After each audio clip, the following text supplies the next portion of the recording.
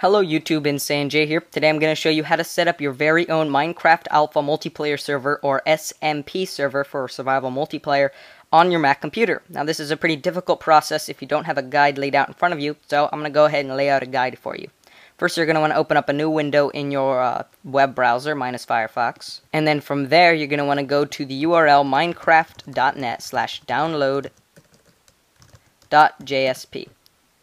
There you're going to have all this big window here, and of course up here you're going to have your login. So if you don't already have a copy of Minecraft Alpha, download it, and if you haven't already bought the game, then you need to buy it so you can test out everything and have it all working. But right now we're going to just set up our own server, so I'm going to make this really nice and small, and you're going to see that it has some instructions, but I'm going to go ahead and give you a nice simple version of how to do it visually in this video. So I'm going to go and right click and save this file, that's Minecraft_server.jar, onto my desktop, and there we go. Didn't take very long, and I'm going to make my own designated folder for it, just called server, if I can get to it. Alright, now you should make your own folder for your Minecraft server because it will download a couple files once you launch it, but it's your own real choice. Also, I just downloaded it to my desktop because you can see it easily, but it doesn't really matter where you download it to. Now this little line of code is pretty important right there, but don't make a beginner's mistake and instantly put that into a terminal window or into a DOS window, because that isn't actually going to help you until later on in this whole process. So go ahead and find your Minecraft_server.jar file you just downloaded and double click it and hit open once that dialog box pops up. You should get this little console window with a bunch of different errors. One of them is not enough RAM, which we'll fix. These it fixes on its own by downloading all these files right behind the window. And also, it doesn't really have any way to connect to it. It says where it's starting, but it doesn't really help me at all because I don't know what that means. So let's go ahead and type in stop to stop the server. And there we go. Now that we're done with all that, we can go ahead and start fixing those problems. First, you want to open up a new terminal window. You can just search terminal or go into your user and then utilities folder and open up terminal. Then type in ifconfig. Now you'll have this really nice big window full of data pop up, but most of it won't be blacked out like it is on my screen, just because I don't want people hacking into my stuff. Now, there are a lot of different locations where you can find all this cool different data, but what you're looking for is something right here that says inet, and then some digit numbers, and then it says netmask, and then something else. Take that, and you're going to want to highlight it and copy it, and keep this window open over there in the corner. So I'm going to shrink that a bit, and keep it over there. Now, double-click Minecraft_server.jar again, so you can see that's running, and you can see starting Minecraft server on blank, and then the port number. So from there, we want to go and check out where that's going to be. That's in server.properties. So right-click and open that in whatever application you want that you use to edit text. My text editor of choice is Text Wrangler, but it can be TextEdit, Microsoft Word for Mac, anything. And I'm going to copy in that number we had open in the terminal window over here, and it should pop up real nicely. Now keep in mind this isn't a number that starts with 192, because that's your local, not your router IP address. Now what that means isn't important. It just means that you need anyone in this world to be able to connect to this server if they have that address. So now that we've edited that, we're going to save it, and we're going to double click and open up Minecraft_server.jar again. Now we are opening Minecraft_server.jar a lot. You don't actually have to open it every time. I'm just showing you what changes are made every time you do it. So now here it says starting Minecraft server on the IP address we put in, and then the port number is default that, and you don't really need to change that at all. The only problem we have here is the not enough RAM part. So remember this little part over here where we can run it without a GUI. It says, well, we're going to actually try doing that to give me a little bit more RAM. So open up a new terminal window by going to File, New, or I guess it's Shell New, or doing Command M. I'm going to take that line of code, and we're going to paste that in. Now, it's not perfect yet because we also need to have the address of the Minecraft_server.jar file at the end, so I'm going to drag that in. Now, instead of running it without a GUI, we're just going to keep that whole line of code right like that without that text that says no GUI that I just typed in. Now the window will pop up with a glorious amount of new stuff, and also it has all of its beautiful things working, it looks. So now that all that's done, I'm going to go ahead and minimize this and open up my copy of Minecraft. So wherever Minecraft is, just double click to open it up, and we'll give it a second to load. Now, of course, running your server on the same computer that you're opening Minecraft in and doing whatever work you normally do isn't very suggested just because it, of course, takes a lot of RAM. So right here, it says warning, can't keep up. But we're just going to ignore that for now as long as the server doesn't actually shut down on its own because it can't withstand the amount of power on my computer. So let's go ahead and have this window open right here. Okay, now we're going to hit that beautiful multiplayer button that no one ever really uses and type in that IP address that we put into our properties folder.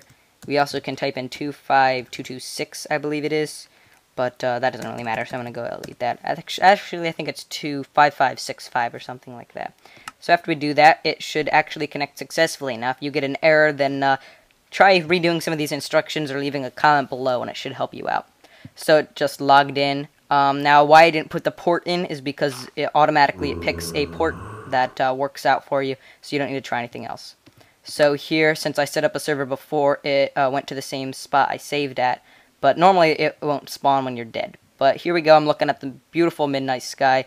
I'm going to actually hit escape, and because this is going slowly, I'm going to type my render distance into short while it looks like I'm getting mauled by some beautiful monsters. Here we go. Okay, so just ignore the load, of course, because I don't have very much RAM on this computer as of now. But as you can see, a choppy version, this isn't probably what's going to happen on your computer if you have a lot of RAM, or if you're not also playing the game and hosting the server. But as you see, it is functional. Here we go, I can move around, and zombies attacking me. So, here we go, and I can also dig down, and everything works out nicely.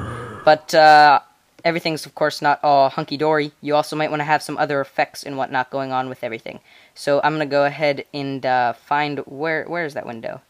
Here it is. So we're going to take this, and we're going to go help. And here it'll show you all these different commands that are default listed that you can use to do things. So you can tell insanj, blah, blah, blah.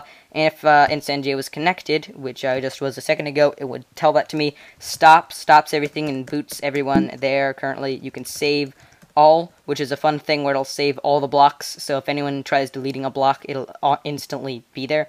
So that's kind of fun, I guess, if you want to stop griefers or people that try to ruin your server. And also, of course, you see all these different things. One of the fun things you can do is TP someone, so you're teleporting someone to something else, or you can give a certain player a certain item by looking it up on perhaps the Minecraft wiki.